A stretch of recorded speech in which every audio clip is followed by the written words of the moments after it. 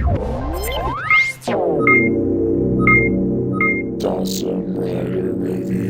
YouTube, Dawson Rider here with a review of Arm Change Series 11, Kamen Rider Gaim Kachidoki Arms. Very, very cool. I really, really love this form, so this will be an exciting review to get to.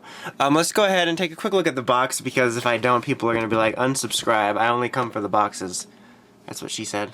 I'm sorry. Anyway, so pretty typical here. Obviously, this is where the figure was. You got a half picture Kachidoki here. You got a little pose over here. A sort of in-show shot of him here. Shows you how the arms works and whatnot. There's the rest of the picture. Another pose. On the bottom, here's a really cool shot of Kachidoki being awesome. Just wrecking stuff, so totally. And then on the back, yet again, another pose. It shows you the accessories he comes with. And then it shows you other things in the line and what you can do. You can see a Jimba Gaim with the arms on, the Kachidoki arms on. Kachidoki's base with orange arms on, and all that stuff. So, pretty cool. Just like always, it shows you a few different combinations. So what you get with it, obviously, is the figure that is standing right here before you.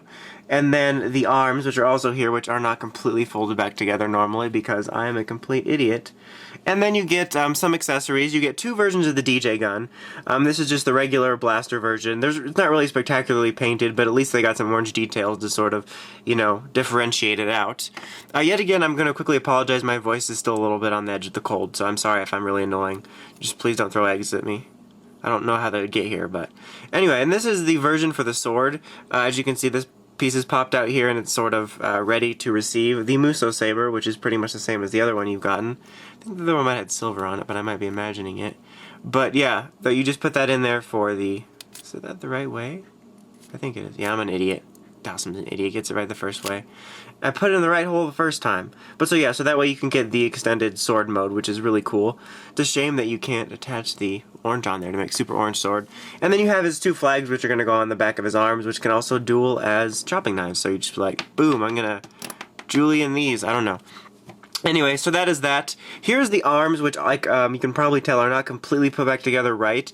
These are probably the most difficult arms I've had getting back together. It's not so much figuring out where they go, but it's just getting everything to line up correctly. So after being too frustrated, I figured this is the best I got, and it really doesn't matter because I have the best mode's obviously just going to be, you know, with it on him. So yeah, it's pretty difficult. I don't know why the camera just lost focus there for a second. So here we have the base figure.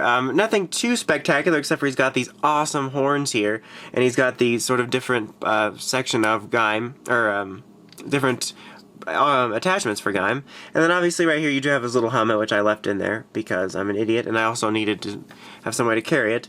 But so basically you get, you know, these horns here, and it looks pretty awesome actually on his own. So it's essentially the same base mold as Gaim, with just some different details going on. Obviously you got what is the Kachidoki lock here. You can't really tell detail wise, you can just sort of tell shape wise.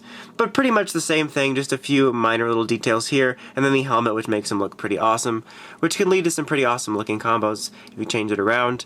Articulation wise, it is the same base mold as we have been using, so it's pretty solid. You got a nice hinge joint here so you can get some good up and down movement, great 360 movement, single elbow joint, swiveling here, swiveling here. You have these great little finger action joints that separate. They do have a heck of a hard time holding the weapons, but still, it's still pretty neat to have that, kind of like the old Sochaku Henshin days.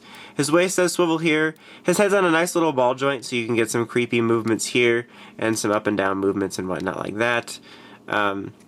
His legs here are also on a nice little hinge joint, so you can get a great solid range of motion in all directions.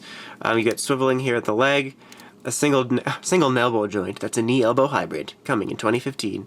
And then a little ball joint here. So as I always say with these, they're pretty well articulated. They're a great like hybrid articulation-wise between like a figure art and a Power Rangers 5-inch figure. Alright, so now for the moment we've been waiting for is to put the arms on there. You can essentially just start unfolding anywhere except when this pops out.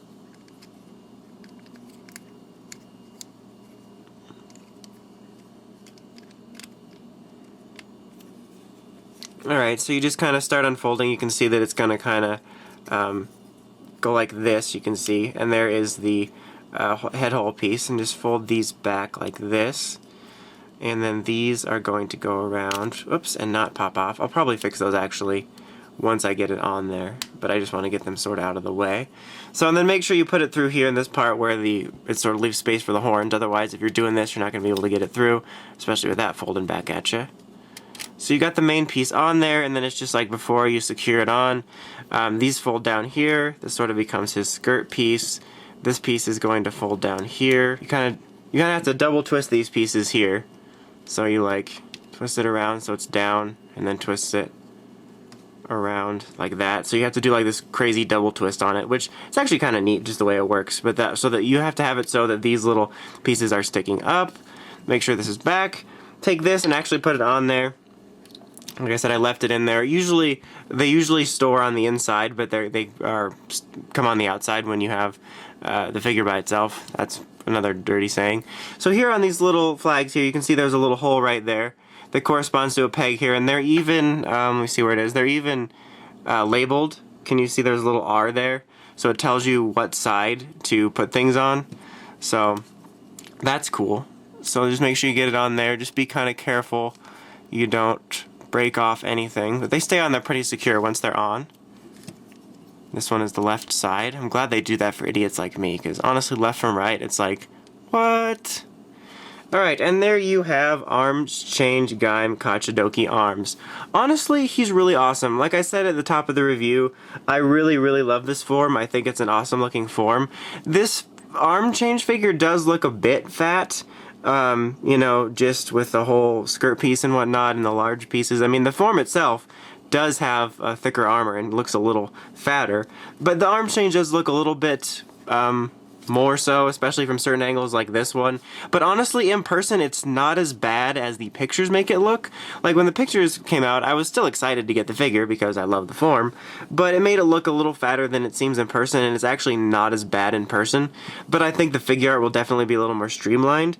But still, nonetheless, it's still a nice figure. Obviously, the articulation doesn't change other than the fact that you might be a little bit more hindered by some of the elbows here and these skirt pieces here, so you won't be able to do as crazy a poses. As I said, he does have a bit of trouble holding the DJ gun. See, I'll secure it in there, and then it'll fall out, which is kind of annoying. I find the best way is to put the sword in and just kind of have it leaning over him, so he has a hard time holding that. But other than that, you know, the main thing about these figures is the fun of changing them. I'm not going to show any combos in this one. Like, I decided I'm going to do one big combo video at the end of the series and just show a bunch of the combos in like a montage. But the fun of this is that you can take these Kachidoki arms and put them on other riders, and you can take any other arms and put it on Kachidoki with his awesome antlers things or horns or whatever. So that is really what is cool about it. So let's go ahead and move on to the final verdict. Alright, so overall, I really do enjoy this figure. I love the form. I honestly don't think it looks that bad. As you see here, we're sort of getting a 360 view of it. I put him in a pose where he's holding the sword up more, and that works out. And he honestly looks very solid. Like I said, he looks a little fat, but it's not quite as bad in person. So I think this is definitely a solid Kachidoki figure for representation right now. If you either don't want to spend the money on the figure art later, since the prices are up a little bit, or you're just really impatient like me sometimes and want a figure to represent something right now. And like I said, the majority of the fun of this series also comes in the ability to switch out these things. So by all means, still get the figure art and pick this up and have fun switching out the different arms change. But overall, despite its thickness, I still recommend this figure. I think it's another good addition to the arm change line. I think it's really fun looking. Sorry, that's a little bit raised. But I think it's still really nice looking, and you can have a lot of fun with it. And I really do love this form. So I can still recommend this. This line is still a lot of fun and another good addition to the line. But anyway, that's about it. Until next time, make sure you check out the Crazy Podcast at writersrangersrambles.com. And don't forget to like, comment, and subscribe. Until next time, it's Dawson Ryder, signing out.